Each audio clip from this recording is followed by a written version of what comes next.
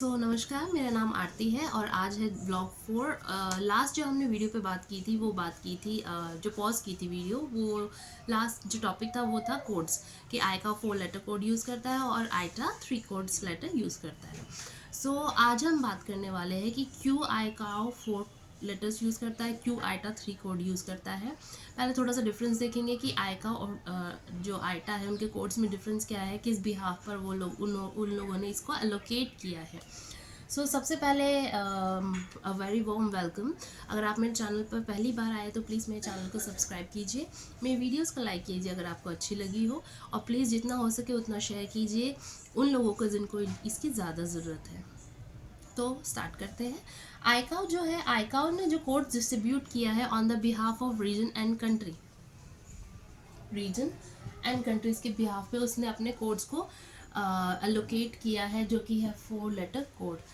इसको एग्जाम्पल्स के थ्रू भी समझेंगे, फिलहाल हम डिफरेंस देख रहे हैं। सेकंड जो डिफरेंस है वो है कि ICAO code broadly support international flight operations को सपोर्ट करता है, जिसमें जनरल और बिजनेस एविएशन भी इंक्लूडेड है। सेकंड डिफरेंस ये है।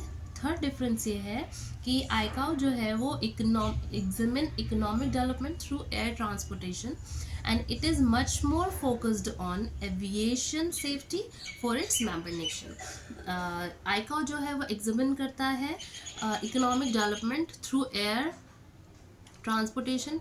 इसके अलावा वो सेफ्टी भी इंश्योर करता है कि मेरे जो भी मेंबर नेशंस हैं उनकी safety is the most important and on priority. ये हो गया आईकाओ के बारे में। अब आईटा आईटा कैसे डिफर करता है आईकाओ से। तो आईटा जो है, codes are derived from the name of the airport. जो एयरपोर्ट के नेम्स होते हैं उनके बिहाफ पर वो आईटा जो अपने कोड्स को एलोकेट करता है। इसके अलावा सेकंड जो डिफरेंस है वो ये है कि specifically support the airline industry. जितनी भी एयरलाइन इंडस्ट्री है, अगर एग्जांपल के तौर पर मैं बात करूँ, इंडिगो हो गई, spice jet, Go Air, Vistara, air Asia, air India, तो जितनी भी एयरलाइंस है, जितनी भी एयरलाइन इंडस्ट्री के अंदर एयरलाइंस है, उन सबको सपोर्ट करता है आईटा। इसका ऑब्वियसली थर्ड यही हो जाएगा कि इसका जो मेन फोकस रहता है वो रहता है on the health, commercial health के ऊपर ऑफ दीज एयरलाइन इंडस्ट्रीज। सब एग्जाम्पल के थ्रू हम समझते हैं कि आईटा किस तरह से करता है और जो आईका है वो कोड्स किस तरह से एलोकेट करता है। जैसे कि मैंने बताया था कि आईकाओ जो है 4 लेटर यूज़ करता है, और जिसमें फर्स्ट 2 लेटर्स जो होते हैं वो रीजन को बिलोंग करता है और कंट्री को बिलोंग करते हैं। एक एग्जांपल लेके देखते हैं। एडनबर्ग, स्कॉटलैंड का जो एयरपोर्ट है, एडनबर्ग, और ये जो है वो स्कॉटलैंड में है। और जो इसका जो आईकाओ कोड जो दिया हुआ है वो है EGPH। EGPH जो EGPH जो है वो किस बिहाफ पे दिया है। E क्या डिनोट करता है, G क्या डिनोट करता है, P क्या डिनोट कर, H क्या डिनोट करता है। जो E डिनोट करता है वो डिनोट करता है नॉर्दर्न यूरोप को, ठीक है। G जो यूज़ करता है वो यूज़ करता है UK, दैट मीन्स कंट्री। जिस तरह से हमने बात की कि जो फर्स्ट 2 लेटर्स होते हैं उसमें एक रीजन होता है, एक कंट्री होता है, इसी तरह से जो E है वो नॉर्दर्न यूरोप है, वो रीजन को डिफाइन कर रहा है। G जो है वो कंट्री को डिफाइन कर रहा है। उसके अलावा P इज़ फॉर स्कॉटिश, कि यहाँ स्कॉटिश है। H is for airport. इस तरह से आईकाओ जो है वो डिनोट करता है हर एक लेटर को। इसके अलावा उसने क्या हुआ, पर्टिकुलरली एरियाज़ को ना लेटर डिफाइन किया हुआ है कि हाँ इसका लेटर यही रहेगा। जैसे कि एग्जांपल के तौर पे मैं बात करूँ, जितनी सदर्न यूरोपियन कंट्रीज़ है उसके अंदर आ गया स्पेन, पोर्चुगल, फ्रांस, इटली। इन 4 कंट्रीज़ के लिए पर्टिकुलरली आईकाओ ने बोल दिया है कि इनके लिए यूज़ होगा L, ठीक है। इसी तरह से जो नॉर्दर्न कंट्रीज़ है, जैसे कि आ गई UK, डेनमार्क, स्विट्ज़रलैंड, इनको एलोकेट कर दिया E से, कि ये इनके लिए E लेटर डिफाइंड है। इसके अलावा जो साउथ अमेरिका कंट्री है उसके लिए उसने डिफाइन कर दिया K। इसी तरह ऑस्ट्रेलिया को पर्टिकुलरली दे दिया Y, कि हम इसी से ही इनको डिनोट करेंगे। आईकाओ का मेन पर्पस ये है कि रीजन को और कंट्री को डिफाइन करना, कि कौन कहाँ से बिलोंग करता है।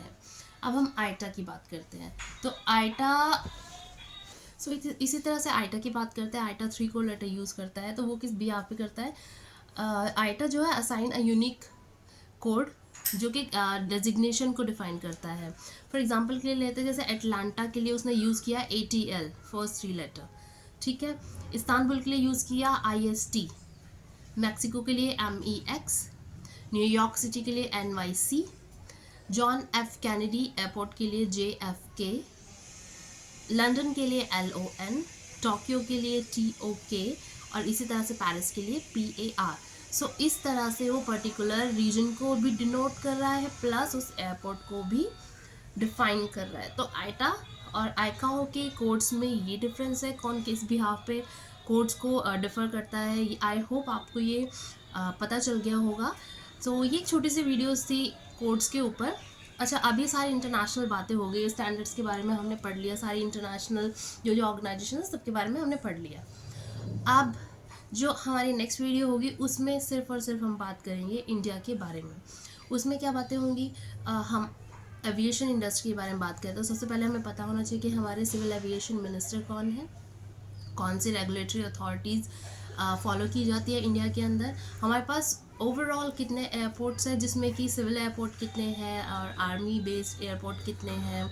इस तरह से सारी चीज़ें डिस्कस करेंगे। इसके अलावा जो इंडिया के अंदर कोड्स यूज़ किए जाते हैं पर्टिकुलर स्टेट्स को डिनोट करने के लिए, उनके बारे में भी हम बात करेंगे। तो स्टेप बाय स्टेप एक एक करके हम सभी चीज़ों के बारे में जानेंगे। सो वीडियो आने वाली वीडियोस जो है वो और भी ज़्यादा इंटरेस्टिंग होने वाली है। साथ के साथ हम केसेस पर भी स्टडी करेंगे कि अगर सपोज ऐसी सिचुएशन हो जाए तो हम किस तरह से कंटिजेंसी प्लान्स क्या होते हैं, उनको किस तरह से फॉलो करना चाहिए, उसकी ट्रेनिंग कैसे होती है, सब चीज़ों के बारे में हम धीरे धीरे करके जानेंगे। सो आई होप आपको आज मेरा वीडियो अच्छा लगा होगा। अगर अच्छा लगा है तो प्लीज़ इसको लाइक करिए। अगर आप मेरे चैनल पर नए आए हैं तो you are most welcome. Please मेरे चैनल को सब्सक्राइब कीजिए एंड जितना हो सके इसको शेयर कीजिए उन लोगों को जिनको इसकी ज़्यादा से ज़्यादा ज़रूरत है। So thank you once again and नमस्कार।